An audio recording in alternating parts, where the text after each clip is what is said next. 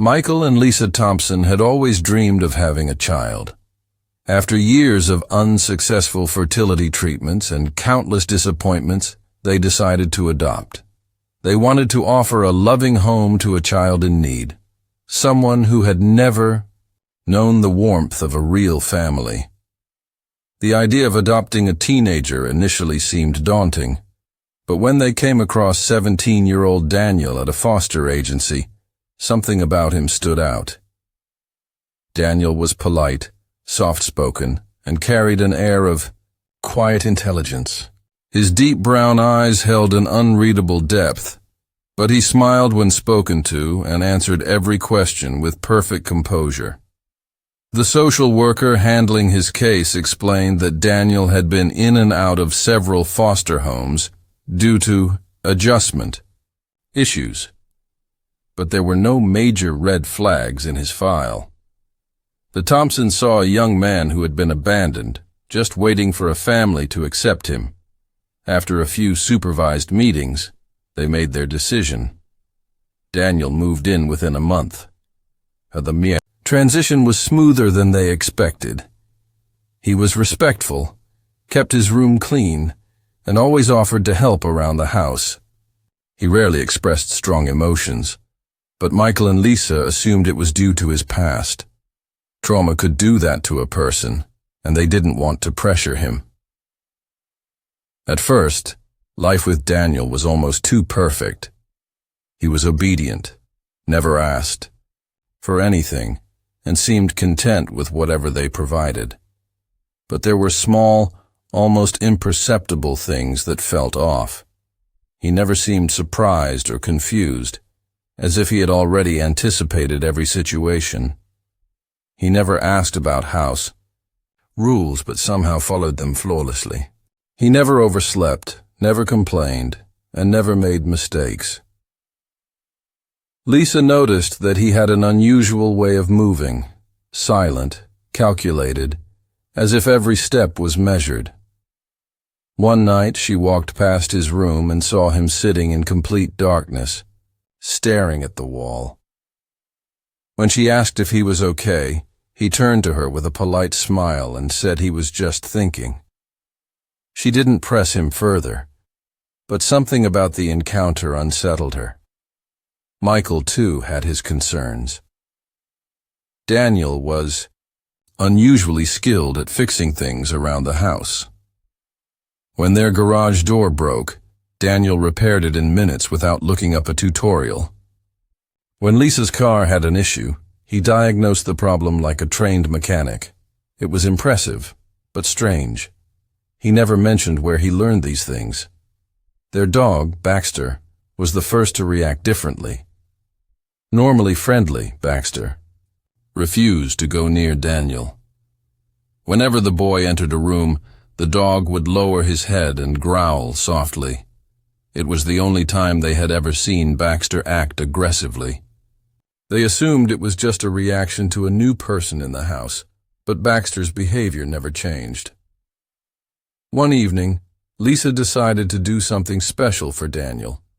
She baked his favorite cookies, hoping it would make him feel more at home.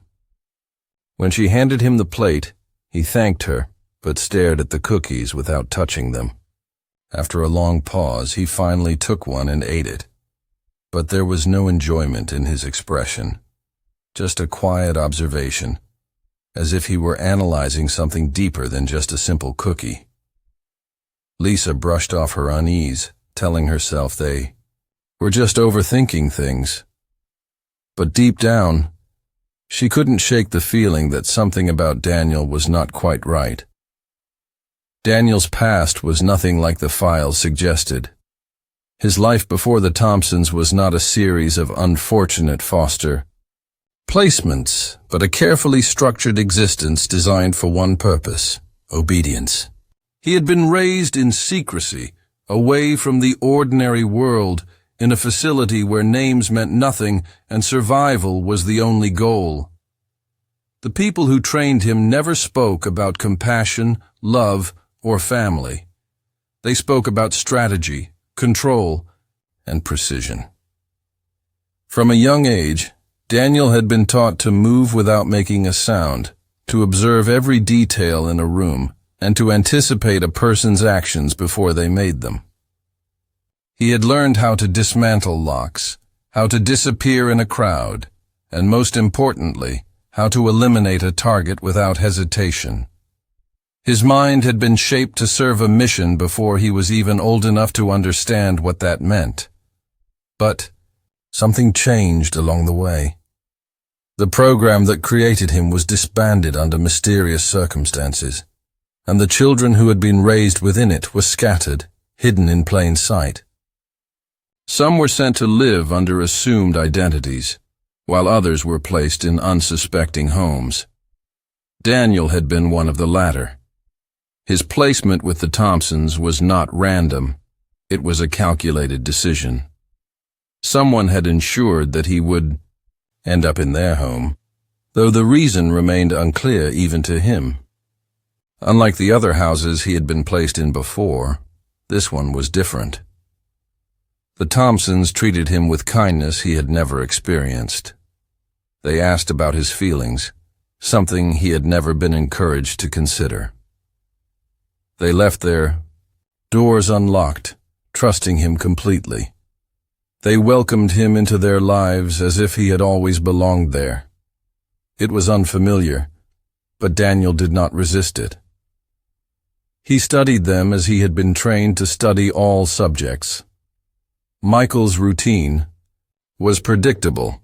Early morning runs, coffee at exactly 7:15 a.m., work calls that lasted until dinner. Lisa was meticulous in her habits, setting the table the same way every evening, locking the back door at precisely 9 p.m., and always checking the stove twice before leaving the kitchen. Their lives were built on small, comforting patterns, and yet Daniel never let himself forget the truth. He was not here for a new life. He was here because someone had placed him here, and sooner or later he would find out why. His instincts told him to remain patient, to wait for the moment when the real reason behind his placement would reveal itself. Late at night, when the house was quiet, he listened. He could hear the soft breathing of his adoptive parents, the rustle of tree branches outside, the distant hum of a car passing on the street. He moved through the darkness without effort, testing the locks, memorizing the exits, calculating every possible scenario in his mind. There was no fear, no uncertainty. He was simply preparing. Because if there was one thing Daniel knew for certain, it was that nothing in his life had ever been left to chance. Daniel's past was far from the tragic foster story the Thompsons believed. His life had not been a series of misfortunes, but a calculated journey, one he had never controlled. He had been raised with purpose, trained from childhood in a facility where emotions were weaknesses and instincts were sharpened into weapons. The program that molded him didn't just teach survival, it built something far more dangerous, a mind capable of executing orders without hesitation. He was not meant to be an ordinary teenager. His childhood had been stripped away and replaced with discipline, precision, and control. Every morning, he had woken up to drills that tested his endurance, physical strength, and ability to think under pressure. He learned to recognize threats before they formed, to dismantle security systems, and to manipulate his surroundings to his advantage. He was conditioned to blend in, to be whatever was necessary to complete an objective. Then, one day, the program ended. No explanations, no warning. The facility was dismantled, and the children, including Daniel, were placed into the world under new identities. Foster agencies were used as a cover, placing them into unsuspecting homes with no knowledge of what they were actually welcoming into their lives. Some of the other trainees had disappeared after their placements. Daniel had never heard from them again. His time in different foster homes had always felt temporary, like an assignment waiting for activation. But this time was different. The Thompsons treated him like family, an unfamiliar concept to someone like him. They asked about his past with genuine concern, cooked meals for him, and gave him a room that wasn't just a place to sleep, but a space of his own. Their warmth confused him, but it did not break through his discipline. He knew better than to trust comfort. Yet Daniel couldn't ignore the way Michael and Lisa lived in patterns. Predictable, repetitive, almost too easy to follow. Michael left the house at the same time every morning, his route unchanged. Lisa always kept her purse by the kitchen counter, her keys in the same place. They never checked their surroundings, never questioned the security of their home. They had no idea how vulnerable they were. Late at night, when they were asleep, Daniel moved through the house in silence. He memorized every corner, every possible escape route. He tested the locks, measured the time it took for the streetlights to turn on and off, and observed the neighbors' routines. He was not acting out of paranoia. This was preparation. It was what he had been trained to do. Still, something was missing. In every other home, he had always received an order eventually. A call, a letter, a message that told him what came next. But this time, there was nothing. The silence was unsettling. If he had been placed here, there had to be a reason. Daniel waited.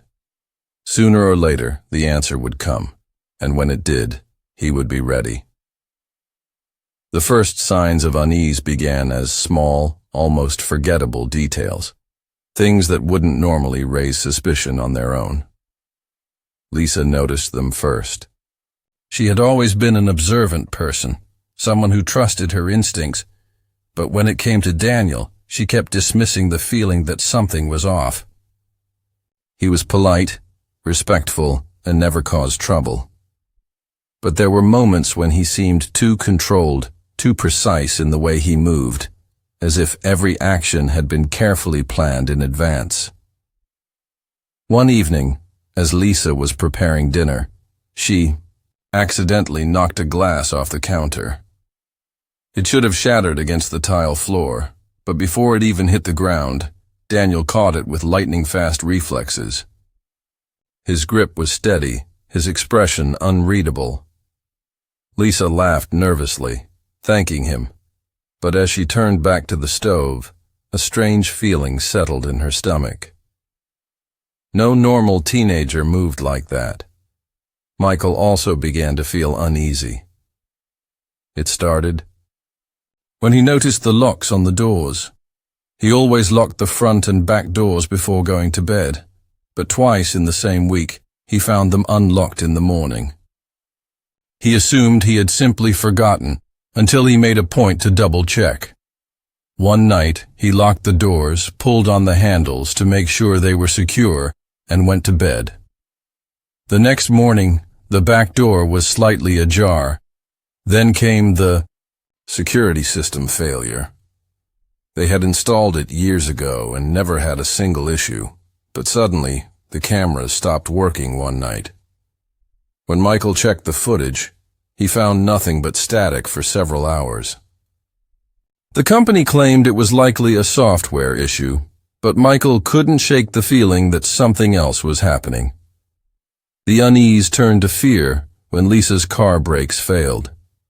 She was driving home from the grocery store when the brake pedal suddenly became unresponsive. Her heart pounded as she swerved off the road, narrowly avoiding an accident. When the mechanic inspected the vehicle, he found the brake line had been deliberately tampered with.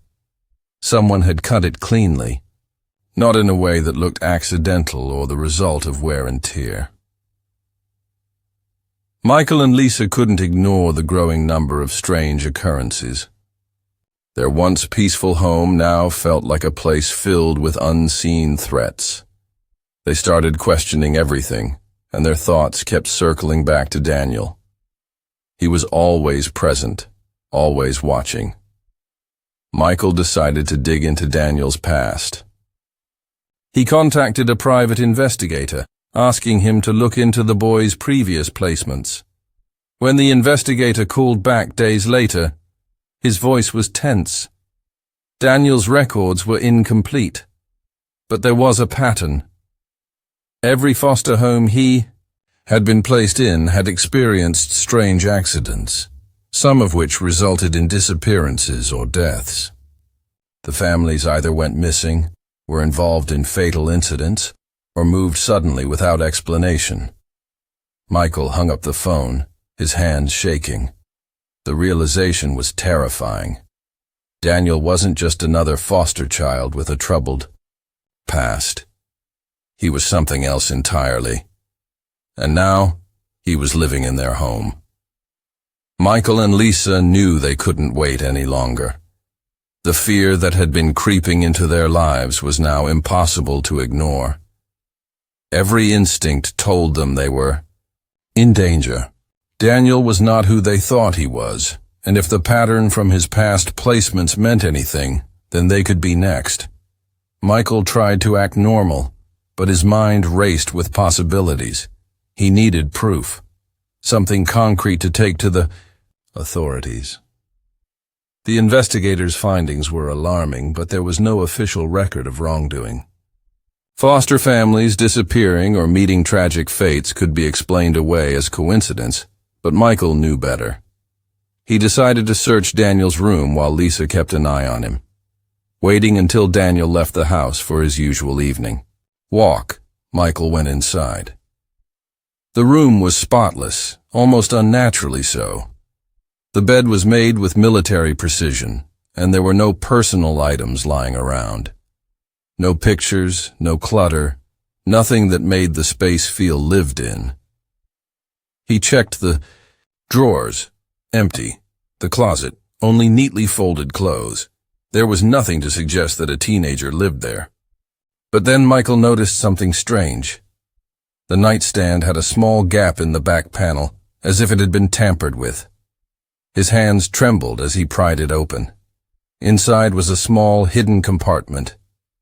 What he found made his blood run cold. Burner-phone, disconnected but with a history of encrypted messages. A small notebook filled with handwritten codes and symbols, and beneath it all, a folded piece of paper with a date. Today's date. Next to it, in neat, precise handwriting, were 2 words: activation confirmed. Michael's breath caught in his throat. He stuffed the items into his pocket and rushed downstairs, heart pounding. Lisa saw the look on his face and knew something was wrong. He grabbed her hand and whispered that they needed to leave now. But before they could make it to the front door, the power went out. The house was plunged into darkness.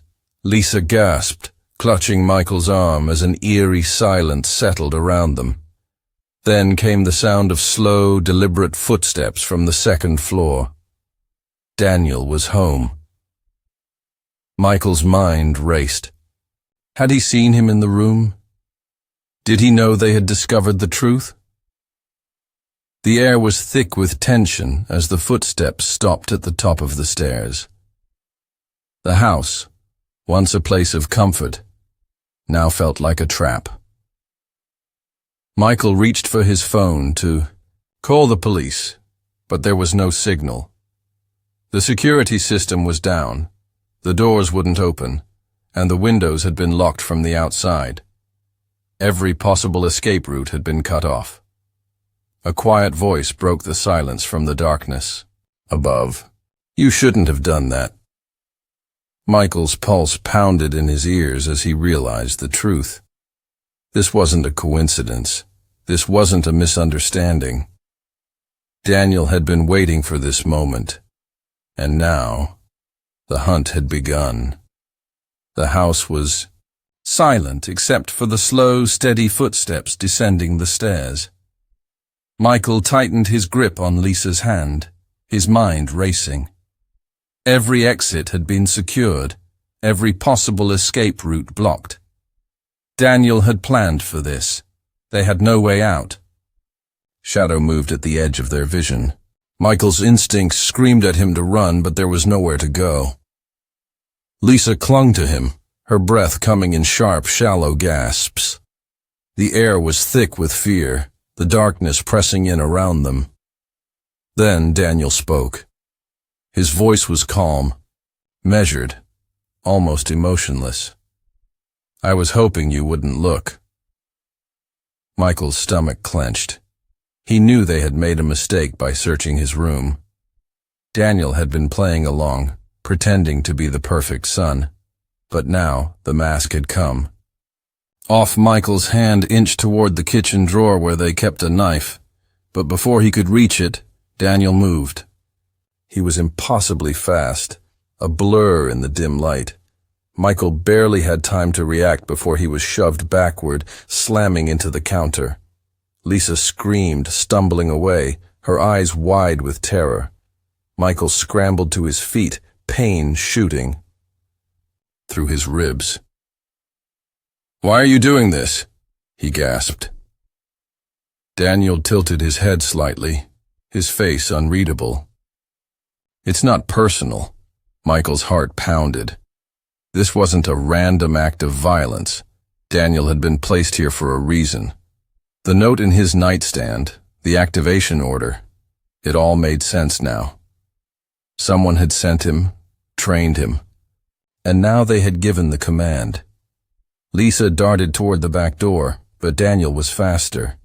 He cut her off effortlessly, blocking the exit with an eerie calmness. "There's no point in running," he said softly. "It'll only make things worse."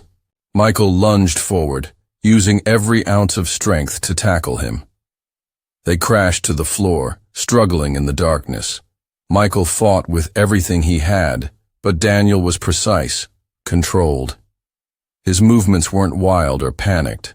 They were efficient, like someone who had been trained for this exact moment. Lisa grabbed a heavy vase from the counter and swung it with all her strength. The ceramic shattered against Daniel's head, sending him staggering backward. Michael seized the opportunity, grabbing Lisa's hand and pulling her toward the garage. They sprinted through the door, fumbling for the car keys. Michael jammed them into the ignition, his hands shaking. The engine roared to life, but before he could shift into reverse, Daniel was there. He leaped onto the hood of the car, his eyes cold and unblinking. Michael floored the gas pedal. The car lurched backward, sending Daniel tumbling to the ground. Without hesitation, Michael slammed the car into drive and sped out of the garage, tires screeching against the pavement.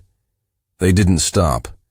Not until they were miles away, the house nothing but a distant nightmare. The police never found Daniel.